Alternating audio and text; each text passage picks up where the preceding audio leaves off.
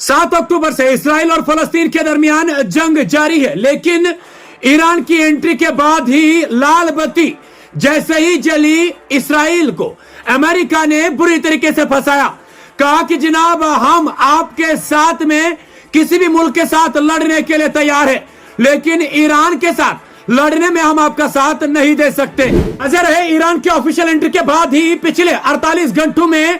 Iran ने 300 से ज्यादा सुसाइड ड्रोन्स और मिसाइल्स इसराइल के ऊपर दागे। लेकिन इसराइल के प्रेसिडेंट नेतन्याहू इस चीज से परेशान है कि आखिरकार ईरान के दागे हुए ड्रोन्स और मिसाइल कुछ ही मिनटों के अंदर कैसे इसराइल के अंदर एंटर हुए। 12 घंटों के अंदर ईरान के 100 से ज्यादा सुसाइड ड्रोन्स और मिसाइल्स ने इसराइल के मिलिट्री एयरपोर्ट को तबाह कर डाला और इसराइल और उसके साथ साथ उसके दोस्त अमेरिका को घुटने टेकने पर मजबूर कर दिया। इसराइल के आर्मी स्पोक्स पर्सन के मुताबिक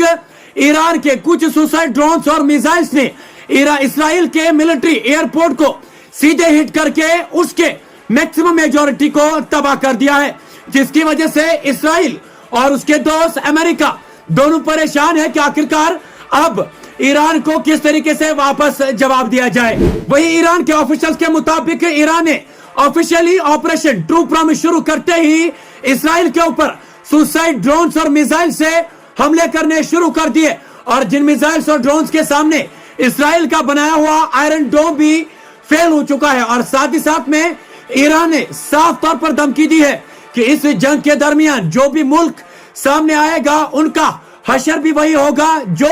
हशर ईरान तैयारियां कर रहा है ईरान के मुताबिक इसराइल के साथ करने की। ईरान ने तो हमला कर ही दिया, लेकिन ईरान के साथ साथ हिजबुल्लाह भी इस दौड़ में पीछे नहीं है। हिजबुल्लाह ने भी इसी दौरान इसराइल के गोलन हाइट्स के ऊपर कई सारे मिसाइल्स दागे और हिजबुल्लाह के ऑफिशियल्स के मुताबिक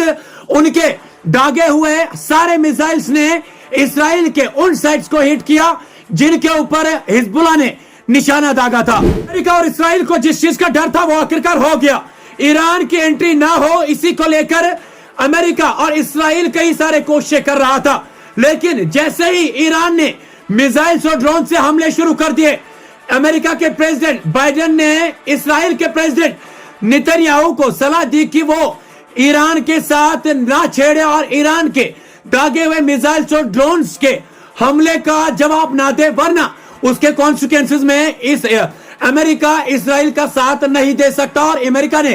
साफ तौर पर कहा है कि जनाब, इसराइल के साथ में वो है, लेकिन ईरान के साथ अगर इसराइल ने जंग छेड़नी शुरू कर दी तो अमेरिका इसराइल का साथ देगा ही नहीं। ईरान के ऑफिशियल अनाउंसमेंट के बाद ही कतर और कुवैत ने भी अमेरिका और इसराइल की कमर तोड़ दी। कहा कि जनाब, ईरान के खिलाफ कोई भी मुल्क कुवैत और कतर की एयर स्पेस ईरान के खिलाफ इस्तेमाल नहीं कर सकती। अमेरिका और इसराइल अगर ईरान के साथ जंग करना चाहता है तो वो अपनी एयर स्पेस के लिए या अपने एयरक्राफ्ट के लिए वहीं से अपना रास्ता ढूंढ ले। के साथ साथ यमन के सुप्रीम पॉलिटिकल काउंसिल ने भी अमेरिका और इसराइल को बड़ा झटका दिया। कहा कि जनाब, समंदर के दरमियान या समंदर के बीच में अगर इसराइल और अमेरिका का कोई भी मिलिट्री शिप नजर आया तो हम समंदर को ही उनके लिए कब्रिस्तान बना देंगे। हम यूं कहे कि ईरान के हमले ने इसराइल के प्रेसिडेंट नेतन्याहू के होश उड़ा डाले,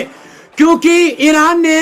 हमला शुरू करते ही सबसे पहले उन जगहों को टारगेट बनाया जहां पर इसराइल जो है अपने वॉर प्लेन्स को उड़ाते थे फलस्तीन के ऊपर हवाई बमबारी करने के लिए।